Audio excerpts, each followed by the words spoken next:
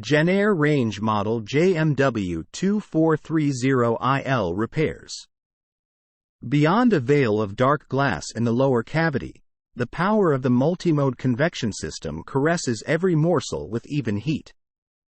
Above, let your appetite run wild with microwave and convection energy. With curated recipe presets and full-color images, an intuitive, guided culinary experience awaits your touch. Repairs. For the home, kitchen and beyond, JennAir manufactures appliances that homeowners have come to trust.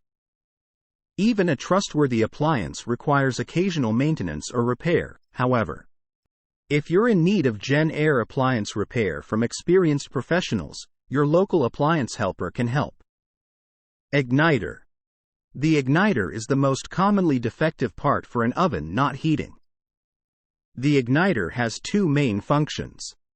First, the igniter draws electrical current through the oven safety valve to open it.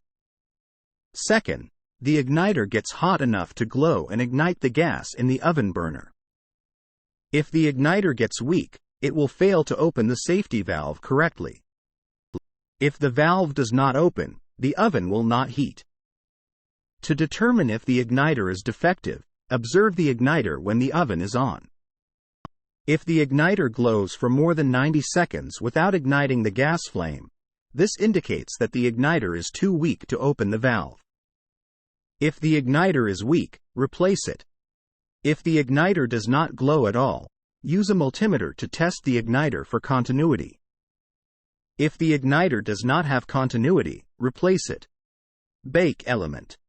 When the bake element is heating properly, it glows red hot. If the element does not glow red, this indicates that the element is not heating. Often, if the heating element has burned out, it will be visibly damaged. Inspect the heating element for holes or blisters. To determine if the bake element has burned out, use a multimeter to test the element for continuity. If the bake element does not have continuity, replace it. Bake or broil spark electrode. For bake amp, broil burner ignition and oven burner spark electrode is used to ignite the gas. The electrode is a device that sits right next to the burner. It functions like a spark plug. As power is applied to it, a spark jumps from the spark electrode tip to the electrode shield, igniting the gas. If the electrode is broken or worn out, the spark may not occur.